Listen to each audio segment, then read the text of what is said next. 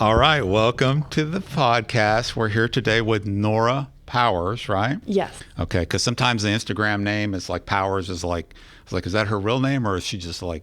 No, I'm so lucky to have my last name. And I get a question often, like, if you marry, are you going to change your last name? And I'm like, no, because what last name is better than Powers? Powers, I know. I was like, maybe Pringles, McDonald's, something funny, but it's not going to be the same. And that, hey, I always ask the question on the show, if you had a superpower, what would it be? So we should just get that one out of the way, right?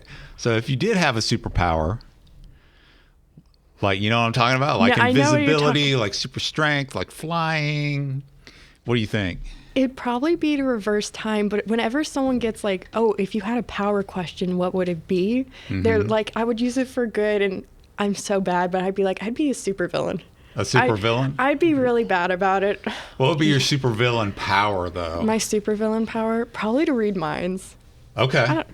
I don't know. Like telekinesis. Dark secrets are like the worst thing. Yep. And you know what people are thinking about you and what they're thinking they're about to try to do, right? Yeah.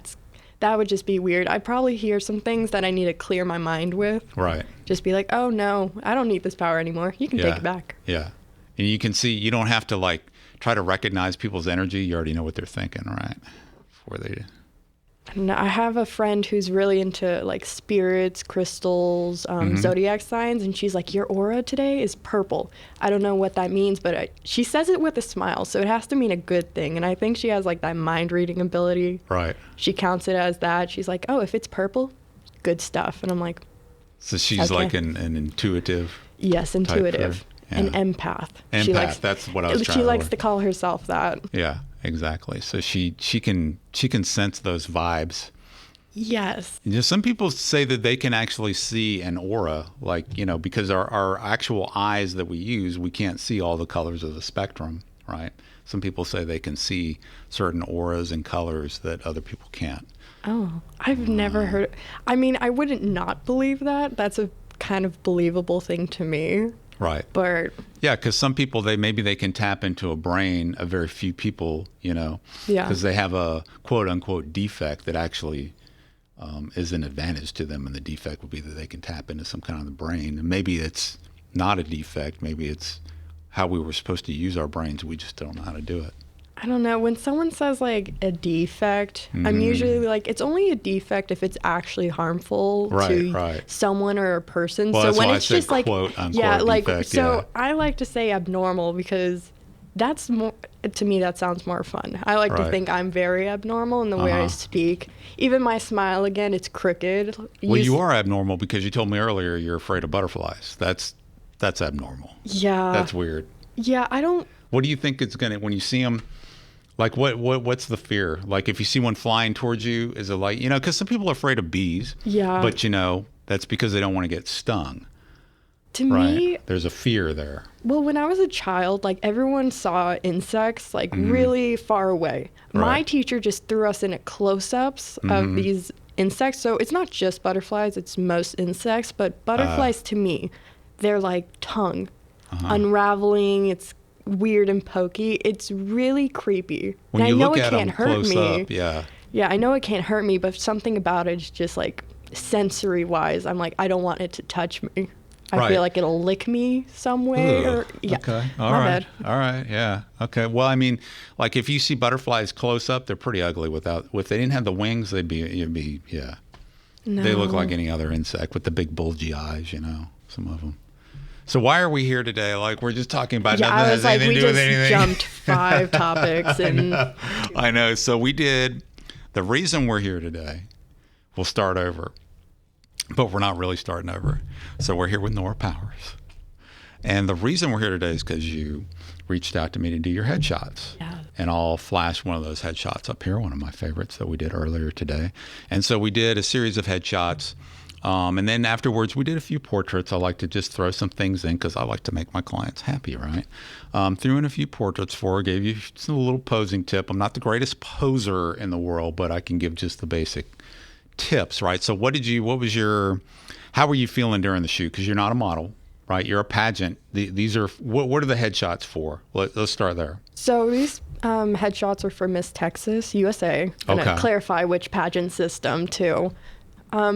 But yeah, I'm not a model. I'm very active on social media. I count myself confident, but when I'm in front of a camera, Right. I'm like a starfish. I'm like, where do I put all my limbs? How do I pose the best? How do I not look like a solid brick?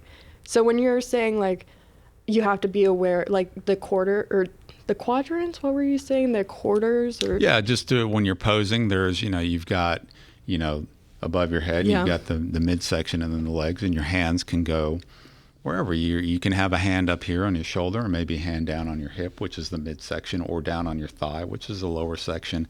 And you don't always have to be doing triangles and stuff. It can be very subtle movements as I'm taking photos where you bring a hand maybe from down here on the leg, and you're slowly bringing it up to your hip, and then maybe bring it up to your shoulder, and then maybe play with your hair a little bit. And while you're doing that, you were turning your head and, adjusting. And it's just, you can do that little flow. And while the photographer's taking pictures, you get a lot of different poses without having to think about posing. You're just moving, right? It's such a simple rule, but it's something I always forget because, again, I'm not unconfident, but I'm just confused. I'm a very confused person. So when you're like, make sure your hands are moving, make sure you stay comfortable, and like you pivot your body too to make sure you kind of angle yourself in favorable ways. That helps.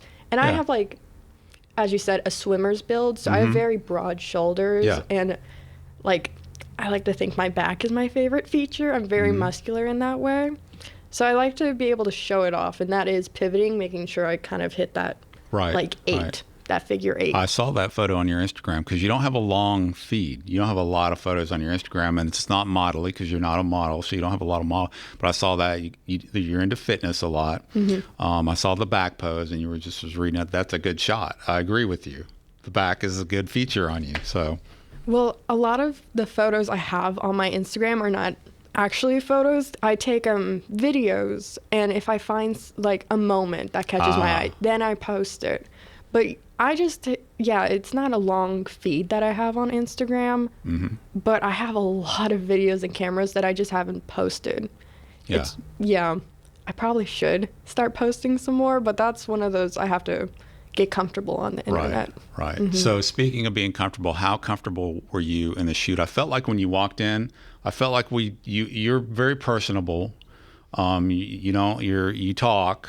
So it's not difficult to make conversation with you. So when you came in, it was just like, okay, we're good. We're vibing already. I think, she seems like she's somewhat, conversational. And then we talked, I think, during the entire shoot. I was trying to get emotions out of you and talk to you and kind of get to settle you down a little bit. But I don't think you were overly nervous or anything, were you? No. So I'm going to phrase this the best way I can. You smiled immediately when I walked in. And I take that as like a sign of friendship and respect. That's the easiest way to do it. I like to smile wherever I'm coming in because I want to make people feel like they can ask me anything, which gets a conversation rolling. And I've only learned that because I work with, again, like small kids. And they're not going to talk to someone who's just dead-faced, very intimidating. And so I carry that wherever I go because even though, like, there's a big difference between, like, kindergarten and teenagers and adults, they all appreciate a smile. So, and your smile, again, helped me kind of calm down and relax a little bit. Good. Yeah. It's hard to fake that. I mean, you walked in, I was like, she's here. I was like, oh, she's on time. That's what the whole smile was about. She was early. She was 5 minutes early. I was like, we have a pro on our hands. Well, when you sent a text message like, don't get lost, I'm like, oh my gosh, I have to leave so early because I do the left and right thing because I'm bad with directions. Oh, I'm too, like, so when you were like, you need to take a right at this store and then a left here, I was like, I can understand that because I don't know street names, but if you tell me take a right at that Walmart, I understand perfectly. Right. Yeah. It's so weird. It's so random. Well, you got to have a frame of reference. I was like, you go up to the CVS, and when you see that, you're close, right? You go, just keep going, When you see tractors, Did I tell you the tractors thing? There's like tractors out here. Yeah. Yeah, when you see the tractors, get ready to turn in, and everybody's like, oh, they're big yellow tractors, you can't miss them. But so good. So when you came in, I was happy to see you. You look beautiful. The hair's on point, makeup's on point, everything. I love the outfit. She's got this green top on.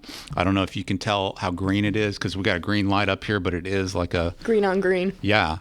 So I did sort of a white, almost not quite blown out white background, but I did some gray background too because I thought I'm gonna pop that green against that gray. So you did great. Thank you. What was your feeling during the shoot? How were you feeling? Did it make you nervous that I was asking you a lot of questions, or were you good? No, that's the most helpful thing. Okay. It's worse when it's just awkward silence. Yeah. You're asking me about my favorite food, and I say Gouda, and like that just breaks the tension. Automatically, the ice is broken. Yeah, because usually it's cheeseburgers, pizza. She's like Gouda, and I was like the cheese? My brother used to call me like Remy from Ratatouille because he was like, every time you take a bite of that cheese, the fireworks scene where he takes a bite of the cheese and then strawberry and all the colors come around him. He's like, you're in your own world. Right. You're in your own like little moment. There's nothing to break you out of it. So I'm like, okay, I guess that's my favorite food if I'm doing that. Yeah, and see, we had that in common because I was like, me too, but it's not Gouda, it's cheddar, like sharp cheddar for me. I'm like, cheese, yes. I was like, cheese is its own food group. Right. I count that as it's like the biggest category in my diet. Yep. Anybody in my house knows. Yeah. Like one of my kids is not really into cheese, and the other one, she loves cheese. I'm like, the other one obviously is not my child, so I don't know what, just kidding. So that went pretty well, I thought, the whole shoot. I think we got some amazing headshots. Well, you have one still up, and every once in a while my head's flicking to it. Yeah. And that was even not an issue, but kind of funny during the photos. You're like, okay, and stop looking at yourself. Right. That's the hardest thing about having a screen, a preview screen that people can see the shots. They tend to, as you're doing the shoot, everyone does this. They want to look over and see what it looks like, and you're like, focus, cameras here, eyes to me, So that's the hardest thing. I think I'm going to have to start I've tried all different places. It doesn't matter where you put it, as long as you have it on. No, we'll find it. You'll find it. If it's behind me, then you'll get a bunch of shots, and I'll have to put it kind of to the side of me. You'll get a bunch of shots where the person is not looking directly into the camera, and it just looks weird. Even if you put it behind me, I'd still look over my shoulder. I've tried to put it over to the side, and they're like this the whole time, So everybody does it. It was kind of helpful though, because I have unruly hair though, so every once in a while I'd look over and I'm like, oh my gosh, I have an antenna sticking out like right up here, right, or my little cockatoo feather coming out the side. Yeah, your hair was a little like, she had it, I was like, we need to pat the hair down, and then so she went over to the mirror and she had it perfect, and I swear between you getting up from the mirror and coming and sitting down, it looked like you walked through a wind tunnel. I was like, what happened? It was perfect a minute ago. You have 30 seconds of good time with my hair. I blame my father for that. He gave me he gave me multiple hair types, cowlicks, my cockatoo feather that comes out on the side. Yeah, we got a few of those. Yeah. No, that's always something funny. I'll have a perfect face in an outfit, be out with friends. I'll get the photos back, and all of a sudden I'm like, oh God, I need to delete that right now. Yeah. How can I look like that? Yeah. That's where I need a stylist, like a hairstylist on set. When you have those things, they jump in and they fix the hair, and then they jump out and you keep shooting, and then they jump in and they fix it, and that's nice to have. So I don't know. I've only been with one hairstylist, and I think it kind of confused her because I'm new to the world of pageantry, but I can already tell like short hair in pageantry is uncommon. It's a little weird because hair is an accessory. Hair is what accentuates your like self-image. Right. On you, it looks amazing. Thank you. I mean, I don't know, amazing is an overused word, but I mean, it really looks good. Like when you came in, I mean, that's probably what the smile was about, just besides the whole look and everything. The hair was just, I was like, oh man, she looks so good. Like, this is going to be good. No, and I really like my short hair, but I can tell, like, I don't quite belong in pageantry, and I've only figured that out one time because I went to a hairstylist to get like some training lessons once before I went to Miss Texas last year. Yeah. Or not last year. Last year because it's the new year. But she kind of just like patted it down, kind of just slicked it back. It wasn't like volumizing it or making it more known, but kind of like hiding it away in a sense. You know what would look good, and we need to do this shoot. We need to do a shoot where you have like kind of a slick look, like a wet, slick back look. And with, we'll get a makeup artist, do like beauty shots with the slicked hair kind of thing. You know what I'm talking about? Yeah, so someone told me I need to learn like the flapper girl hairstyles. Yeah. And someone was also going, I need to do like a mermaid-esque look where my hair's slicked back and I have pearls in it and like a very sharp eye. I've been wanting to do that, and I'll probably do that within the next month. That would look cool. Yeah. But I could talk about photos all day. All right, so let's get to it. As far as the pageants, how did you get started? Tell me about what made you wanted to get into pageants, how you got started, and what pageants have you been in so far? So I've only been in one pageant, Miss Texas USA. Okay. I don't know how I got into it, but just one day I decided to apply, and I got in, and then I went. It's been wonderful, honestly. And you were just sitting around, I think I'm going to apply for this. Did you see something? No, so you're like, maybe I should try that. I mean, who put the idea in your head? How did it happen? I guess I'll credit my friend Carmelina. She's my college buddy. Okay. And we were just talking about like, what are some unattainable dreams that we want to do? And one of hers was Miss Texas USA. And the only reason she said that was because I don't want to say too much on her part, but she also has kind of some health problems like me. And so we were both like, we can't do it because we have so many things limiting ourselves that if we went, we'd have to worry about not only our appearance, but our health. Right. And so I think I kind of went on her part as well because I'm like, no, I can do it. Even if I'm like on all these medications and self-doubt and like strict regimen that I need to follow on a daily basis, I still want to like represent the girls. Yeah. So let's talk about that. Before your last pageant, which was last year, right? September, or when was that? It was July. It was actually 2 days before my birthday. So that was fun. All right. So tell me what happened. So I want to say October 2022 is when it started. I could maybe stand for 4 hours at a time. I was super tired. But the thing is, even though I felt like this, none of it was visible. Like, I still looked perfectly healthy for my age. Right. And then, it was January, February. In March, I finally went to the doctor because my leg was probably 2 times the size it needed to be. Ooh, okay. Yeah, and I was like, I think I just have shin splints because I'm very active. So I was like, maybe I'm just overdoing it. And then that's when they're like, no, you have to go to this ER. You have to get the blood drawn. You have to go see this specific doctor.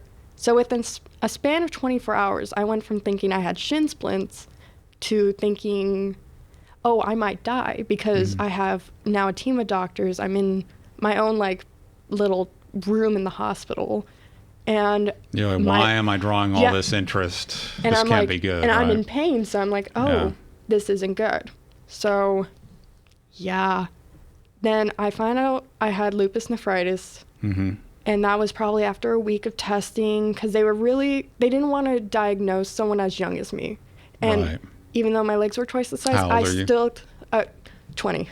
So at the time you were 19? Yeah, 19, right? Sorry, okay. Yeah.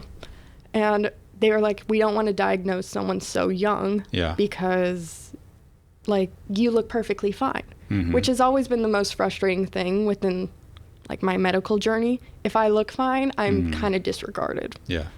But that was 4 months before the Miss Texas USA pageant.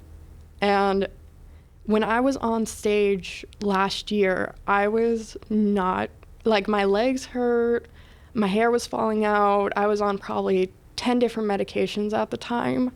And I didn't feel comfortable talking to anyone either because to me, I felt like I was in my own little world. Right. Like, no one my age had this.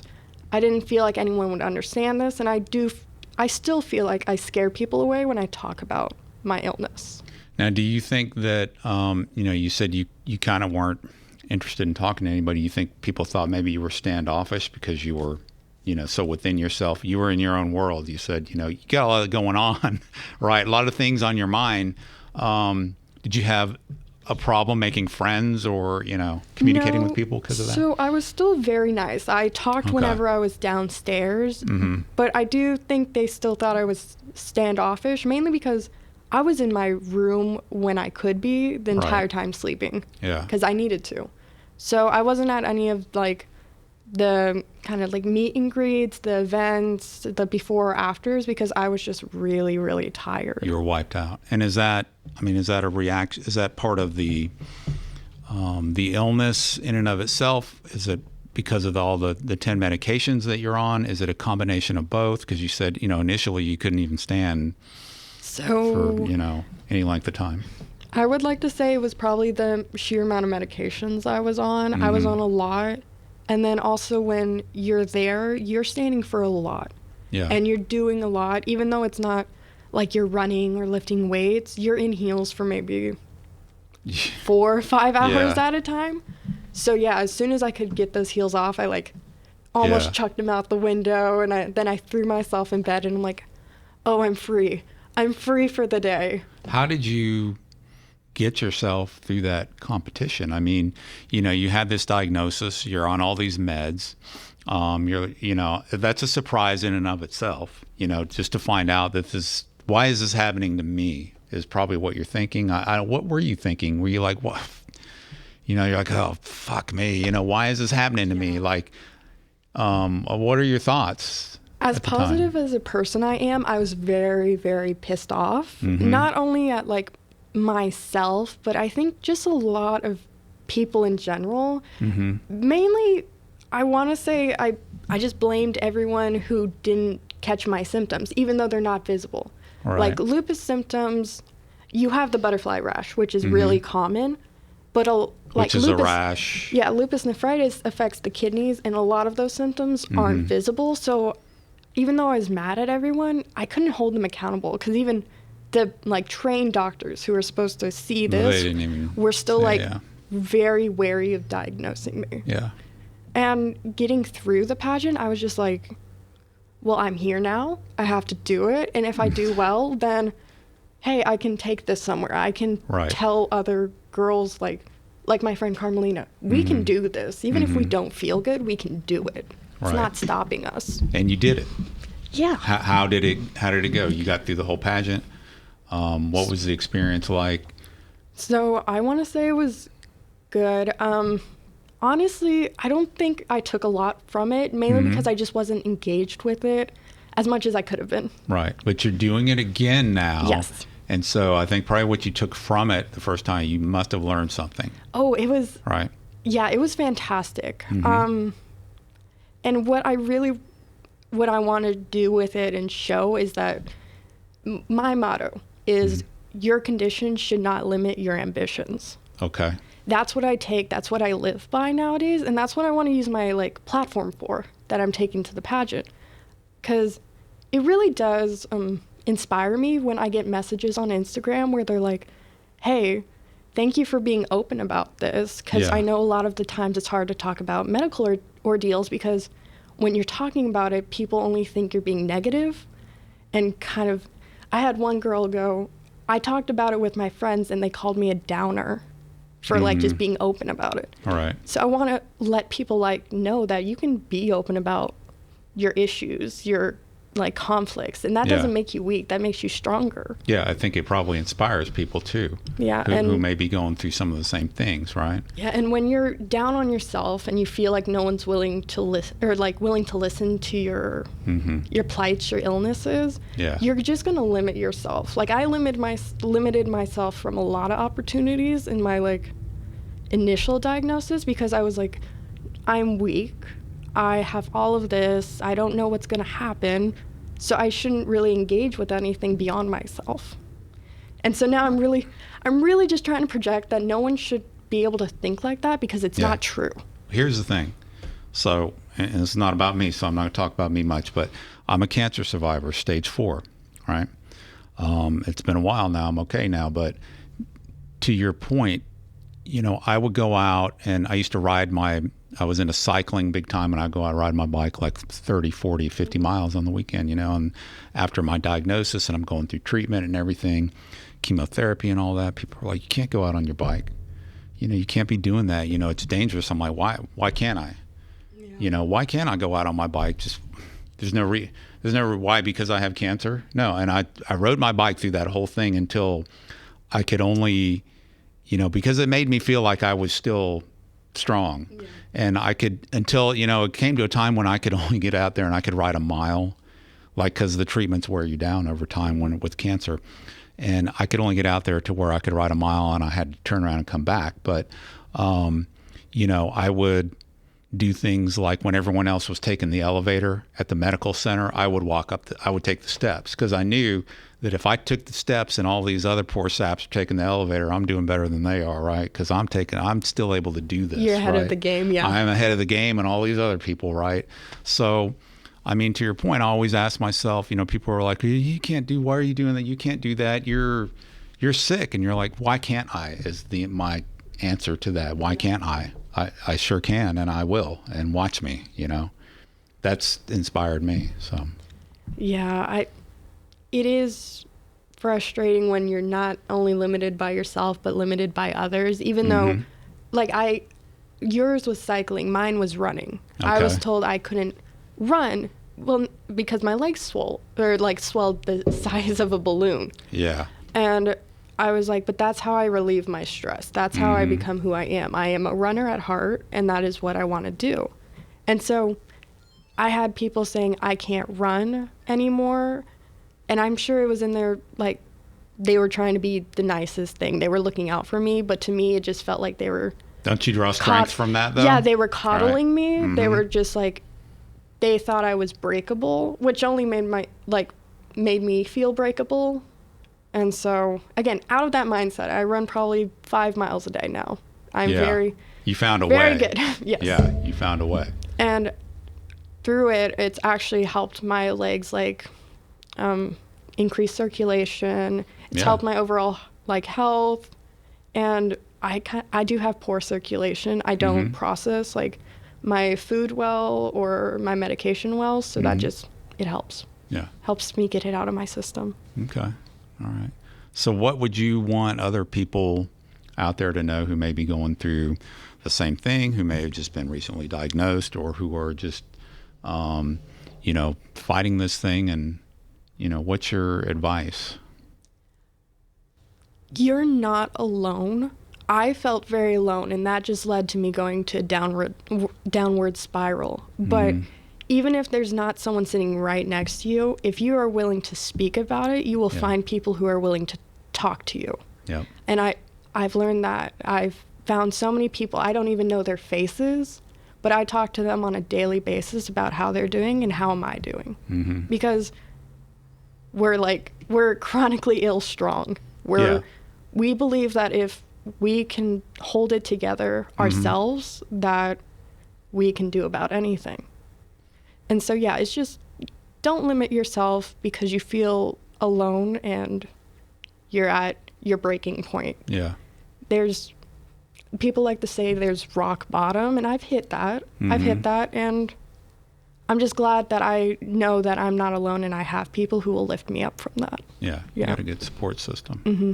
And I think that's really inspiring. You cannot give up, right? Look at you where you are now, right? So what's next? We're doing these headshots because you have this other pageant coming up, right? So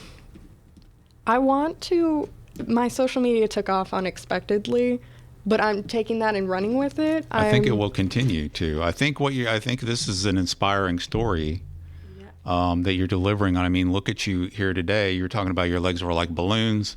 Your kidneys were failing on you. You stage 4, right?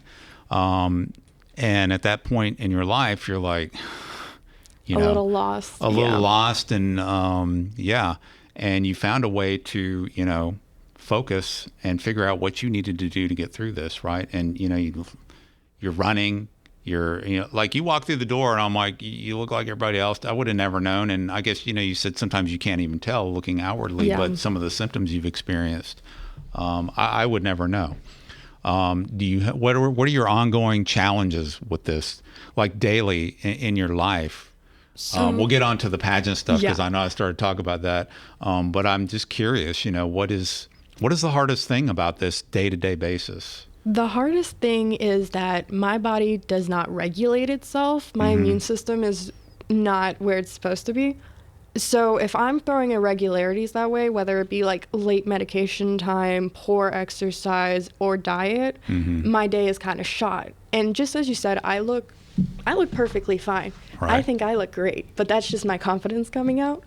But if I'm like, my biggest thing is fatigue and tiredness. If I'm telling someone, oh, I'm tired, I get a lot of judgment on that part because, again, if I look fine, why am I acting like I'm not fine?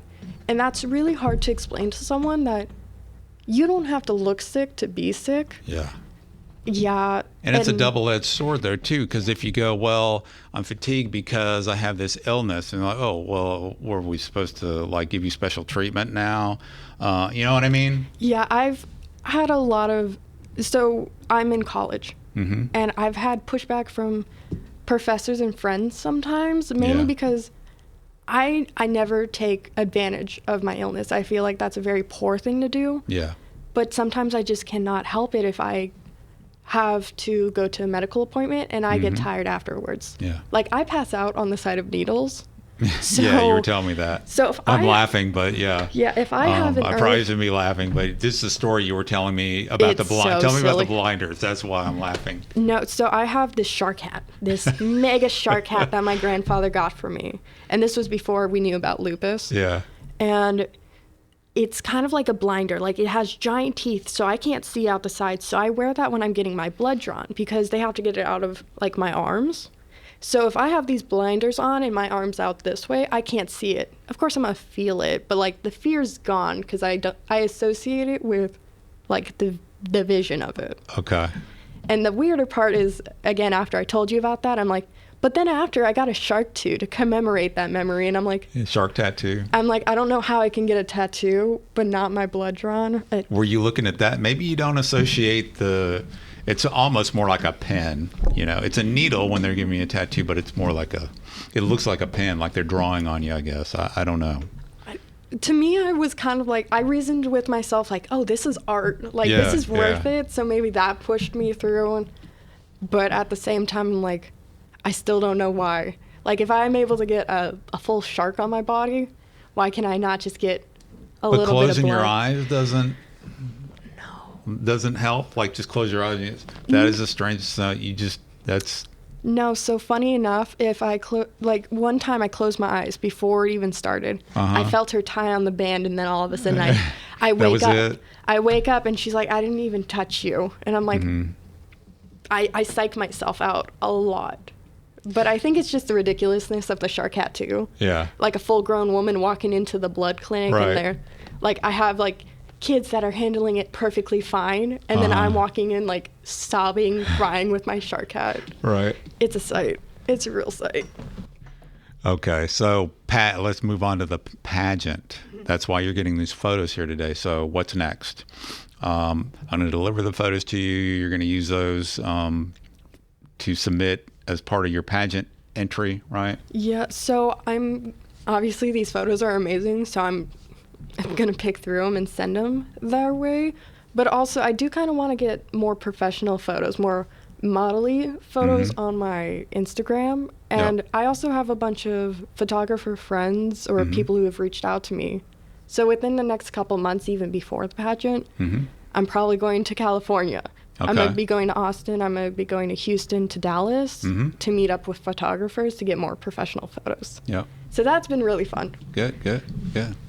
Ooh. So, and I gave you some posing tips. So, and now I won't be a fish out of water. Yeah, and before you go to those shoots, I mean, since you're not a model, you can't expect too much from yourself, but you do want to be prepared, right? So, you're not a model, so you want to get on YouTube or whatever, YouTube University, because you can learn anything you want out there. I learned how to become a photographer watching YouTube. So get on YouTube and look for model posing tips. and do it like the day before or whatever, or a couple days before, so it's like fresh in your mind. And just think about some of the things I told you. Well, luckily, like, you were helpful enough to direct me in the ways I needed to be directed, and I hope they do the same, because I'm gonna try to self-teach like the basics, but please, I hope people tell me when my hair's out of place like you do. Yeah, you got to pay attention as photographers. You got to pay attention to the model. You got to pay attention to the hair, because otherwise you're like your little cockatoo piece that comes out or whatever. You'll be editing that in 400 shots or however many shots that you're doing, and that's not what you want to do, right? Tags, things like that, a bracelet on the wrist, all those things. You don't want to have that. Yeah. I mean, like a hair tie, not a bracelet, but a hair tie. You don't want the scrunchies. I've done a whole shoot where she had a scrunchie on her wrist the whole time, did not even see it the whole time. So you got to watch for that stuff. So you learn those things. Oh my gosh. When you were saying that, for some reason, I like did a whole body scan mentally. I'm like, I don't have any tags out, do I? No, or like I hair ties. I can't tie up my hair either. So I was like, why am I thinking I'm going to have a hair tie? Yeah. I look for them. So pageant's coming up. Mm-hmm. When is that? They haven't officially released the date to us yet. Okay. I hope it's kind of in June, July, like they planned last year. That was just really convenient for me. Mm-hmm. And also, I get that nice summer tan naturally. Right. So I look a little pale now, but well, everybody does. The winter, unfortunately, flushes us. Everybody gets a little lighter in the winter and stay inside. Yeah, but I stand outside for 30 minutes in the sun. And then all of a sudden I'm like golden brown, and I'm like, oh, I feel complete now. Yeah. I'm whole as a person. You got the vitamin D, from the sun, makes you feel better, hopefully. No. Oh, so just kind of reversing back to the question where it's like, how does this still affect my daily life? Mm-hmm. I like to think I'm a unsparkly Twilight vampire, because I shouldn't be out in the sun, and I also shouldn't have garlic. Yeah. Which is really funny. Yeah. Yeah, so my vitamin D level is always pretty low. Yeah. Because, I have, like, pretty sensitive skin. Mm-hmm. And lupus likes to attack the skin first. Right. And then it goes in, like, the order of the organs. Mm-hmm. Most people, I think it's around 50% who have lupus, get, like, lupus nephritis following it. Mm-hmm. And, but a lot of the medication will also enhancify like the effects lupus has on the skin too. Right. So I've actually talked to I found a couple companies where they do SPF clothing. Mm-hmm. Yeah. Where there's specific like UV protection in it. Yeah, they do like sleeves and shirts and everything else. And I've been blessed enough to actually talk to a few, and they're sending clothing pieces my way in the coming year. I'm going to start partnering with them, and I've actually partnered with Lupus Foundation of America, specifically the Lone Star chapter that encompasses all of Texas. Yeah. So I'm going to be doing like running events, and they're going to be helping me with the Miss Texas. Like, not monetary value, but more like exposure. No, I hear you. Helping me, like, I think you need to put it out there. I think you need to bring as much awareness to it as possible. I think this is not that it's a good thing, but I think you're going to use this to empower yourself. I think you are using this to empower yourself, and I think it's going to be inspiring to a lot of people. And I hope you go all the way in this competition. I'm going to give you some great photos. The last girl that I did pageant pictures for, she won Miss Teen Texas USA off of my pageant shot. So we're going to do the same thing here, and we're going to go all the way with it, right? Yeah, even if I don't win, I'm just really hoping, like, I see a lot more girls who have like disabilities, illnesses, conditions, like step up to the plate and show themselves in a brighter light. Yeah, and you're showing that how it really doesn't have to be a disability, right? Yeah, it can be about anything. Also, another thing is I really love girls who are like, I didn't think a short-haired girl could compete in Miss Texas. I've had a couple comments like that, and I get an astounding amount of hate for this hair choice as well. Like, I don't understand that. I loved it when you first walked in. I mean, I love it. It's astounding to me because my family is made of women with short hair. So to me, this choice has never seemed weird or particular. Yeah. It's just natural. But I've had, again, a lot of comments in person and a lot online that are going, short hair makes you look less feminine. It makes you look like a boy. And if you're complaining about it, then obviously you need to grow your hair back out. And I'm like, I don't complain about my hair choice. I complain about the fact that people associate short hair with like masculinity. And I realized men have short hair. That's kind of like the natural way of things. Some of us don't have any.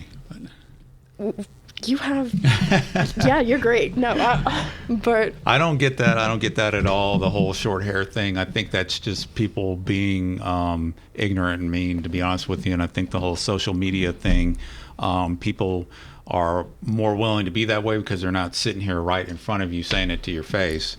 Yeah. They can just hide behind their computer and you can never do anything, to them. So that emboldens them to say whatever they want to do. And they're called trolls. Yeah. And you have to... I have my fair share of them. Yeah. You have to, in your mindset with trolls, I've posted something about trolls before. They just make insidious comments that they're meant to get under your skin and really just affect your mood and your emotions and make you and to get a reaction out of you is what they want to do. And so the way that I look at that is I know that's what they're trying to do. They're trying to get a reaction out of me, a negative reaction. They're trying, and why do I want to give someone else, like that just, it makes me mad, it upsets me, and it just can ruin my day, really. And I asked myself one day, why do I want to give these idiots the power to affect my moods and my day? Don't give them the power. When you do that and you let them get under your skin like that, you're empowering them. Don't give them the power, right?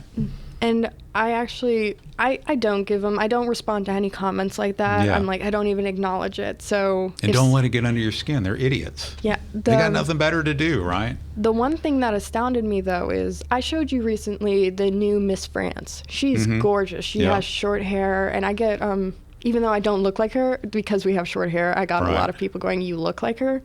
When she won, a lot of people were saying it was only to appease like the woke agenda because she had short hair, and it was the first time in like a century. And they were like, these other contestants with long, beautiful hair, they were like on the same playing field. I bet she was only crowned to kind of like break the status quo. And I'm like, no, she got crowned because she's gorgeous, she's kind, like even though these pageants, yes, do have a beauty portion, I really want to believe that we've moved away from that nowadays to more of like, what do we represent and how do we carry that? And so when people were kind of just dismissing her win and her awesome platform, what she was carrying because of her short hair, I was like, it kind of got me because I'm like, oh, I hope that's not the reaction I get if I ever do win. Or if I ever do place well. I don't want people to believe I only got there because I break up the system. Right. Like that's... Yeah. And anytime you make generalizations about people with short hair, people with this skin color or whatever, and you lump everyone into a group and you say they're all the same because of this, you're wrong, right? So I just made a generalization about a generalization. Yeah. Oh. Right. But I mean, that's usually when you generalize people like that, I mean, it's just, that you're usually incorrect. So, and it's extra funny to go to a classroom with like first graders, second graders, and they're like, "Oh my God, Miss!" And you teach. You have short hair. Yeah. And I had one girl who came with really short hair one day, and all of a sudden she started crying, and she was like, "Oh my gosh, I hate my new haircut. I look like a boy." And her hair was just to her chin, and I'm like, "Oh no. No, please don't let that start affecting you so early on that your looks have to define what you are." Right. Like I really don't want like first graders thinking that way.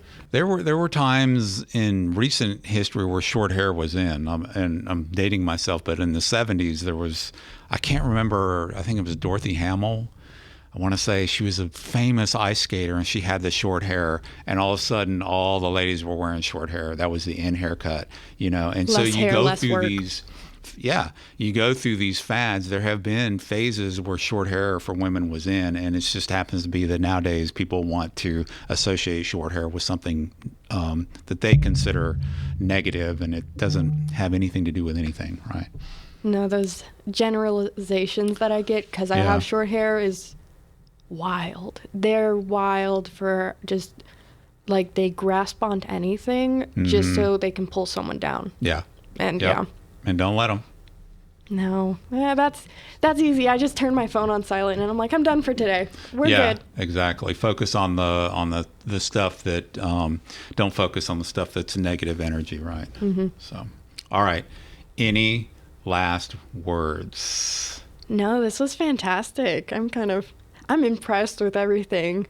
Mainly because I walked in and I'm like, oh, please let this go well. Please Are let you my hair happy? behave. Was it a good time? It was good. My hair didn't behave, but it was really It's all good. right. Yeah, it's because you got short hair. Yeah, got this I short don't know, hair. what are you thinking about having short hair? I just can't believe you cut your hair. You know what? Next time I'm going to just buzz my hair so I don't have to worry about it. I'm going to be like, no, we're done. And you'll get a whole new set of comments about that, right? Oh, yeah. From all the ignorant trolls. All right. Thank you so much for coming today. I feel like I feel good just for having met you and having known you, and I hope we're able to continue our relationship. And I'm definitely going to follow you and keep track of you and see how you're doing, and definitely keep in touch. And I know you got all these. I'm already jealous. You already got all these other photographers lined up before me, but you got to come back. And Right now, you're my we gotta favorite. shoot. Don't worry. All right, today, I'm her favorite. Okay. Today. All right. Yeah. All right. So, all right. Thank you so much. And that will be it. So say Yay. bye-bye. Bye-bye, everyone. Bye, guys. All right. Oh, that was so fun.